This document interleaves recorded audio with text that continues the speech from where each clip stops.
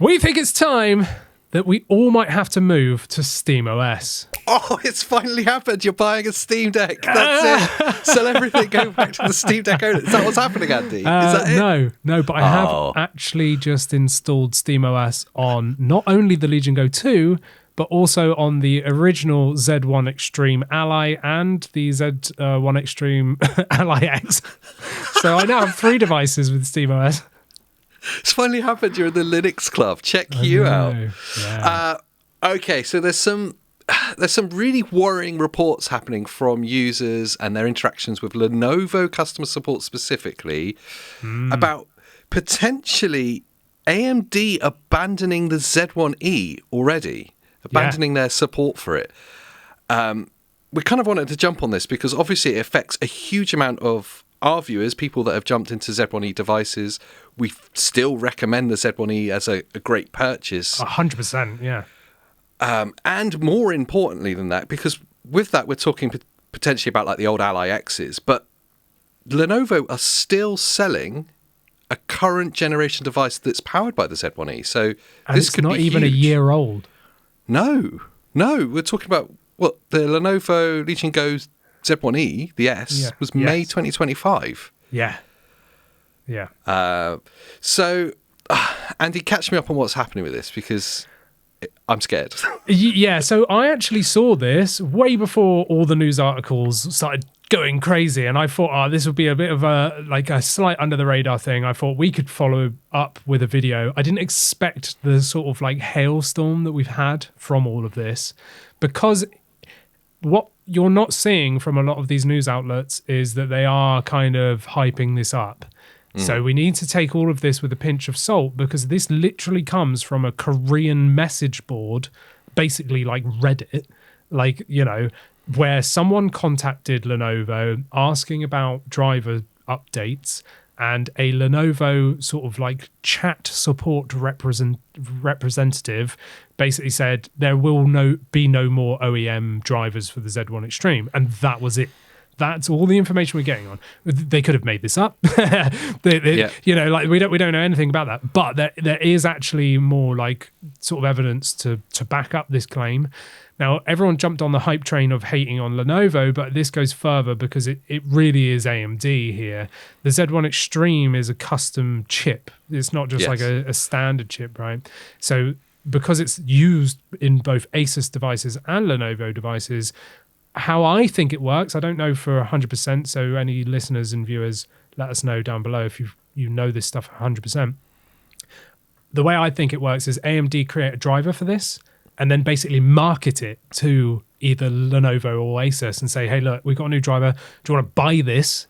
Like, you know, access to this driver, and then mod it or whatever, customize it for that device, whether it be a Legion Go 1 or the Go S or an Asus Ally or Ally X, right? That's how I think it goes. And then they choose whether or not to do this. Now, that user stated that there hadn't been a driver update in like 6 months for the Legion Go 1. Now, I thought, let's just go and have a look at the Asus devices. And lo and behold, both the Ally and the Ally X haven't had a driver update in 6 months, which, you know, falls in line with that. I didn't check the Go S. Now, I expect that might actually have a more recent update. It might be that Lenovo took that dangling driver carrot from AMD and went, you know what, we will take that driver and pay for that because that's a more current device. But equally, it might still not have had an update in 6 months too. The kind of general support for these AMD devices post-launch is pretty lax in general, isn't it? From the AMD front. Yeah.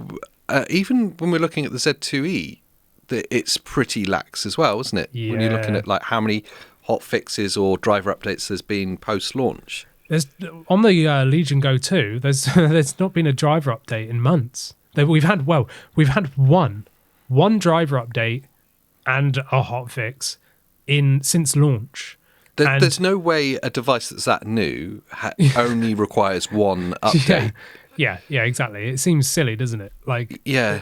Like, that's not very... Like, you look at, like, GPUs, like, discrete GPUs for, like, desktop cards. They get updated pretty frequently, like, once every sort of, let's say, 60 days. So like every month and a half, every 6 weeks, maybe once a month. They're generally quite quick. Now, obviously, the user base is much bigger, and they're not custom. They're coming direct from either AMD or NVIDIA. But yeah, it does seem a little bit weird. How much of that do you think is on the AMD front because there's just not the user base for it? Or how much do you think it's on the OEMs, on Asus and Lenovo? Yeah. Because when you look at the MSI Claw, the Intel-powered MSI Claw, that is getting regular updates. That's getting loads of updates. Intel are really making headway there because they're like the late to the party people, aren't they? You know, and when they launched the like handheld stuff, they were like really not very good at launch, and they quickly covered ground and actually even topped the AMD stuff just by like updating like regularly and fast. So yeah, I mean, AMD have sat on it. I mean, it's kind of worrying when you think that recently we just did a big talk about the fact that they're going to sit on the Z2 Extreme until like 2029 or something mad. Yep. Like, so are they really ditching a Z1 Extreme, like the predecessor to the Z2E, if they're going to sit on RDNA 3.5 for like 5 years? Like, I don't know. It just seems a bit weird. But the other worrying thing, I don't remember if we even covered this or if anyone remembers, I feel like a year ago, maybe 2 years ago, they were talking about just completely stopping support for a whole series of graphics cards. And I feel like they went back against their own word. Yeah. And then they came back and went, oh, no, we will support them. But I loosely remember that. I'm still ill, everyone. They definitely did. And it was in the wake of the memory shortages that have happened. They started then rolling back on like, oh no, we will actually support some of these older. No, you didn't hallucinate it. It was a thing. That obviously needs to happen here. By way of comparison, the MSI Claw 8 AI Plus has had 5 major driver updates in the same time frame as the Lenovo Legion Go 2 Z2E has had 1. Yeah, that's ridiculous. Now, because the same situation is applying on the Asus front as well, that makes me think this is definitely AMD. There's no way that both of those huge companies are both sat on their hands. That's whereas the way I think about it. MSI suddenly are really good. It's obviously from the chipset front. Yeah. AMD have got bigger fish to fry, perhaps, and this isn't as important to them. Maybe. But it throws up huge question marks onto like the longevity of devices. Absolutely. How much longer your Z1E Ally X, for example, will be able to play the latest games that are released if they're not going to update the drivers? It'll stop working at some point. Yeah. But you will hit games where there'll be a modern title and you're going to load it up and there'll just be some inherent driver issue that could be fixed that just won't if they ditch support. So your device, even though it would be able to handle the game, it just won't do it because there's no driver update to accommodate that. Like you look at new titles, NVIDIA and AMD, every time, like let's take Resident Evil Requiem, because it's literally out in a few days. Boom, there'll be a brand new driver drop from both AMD and NVIDIA ready for that. And it will say, like, Resident Evil on the front of the driver thing when you download it. It will say what games have been updated to support it.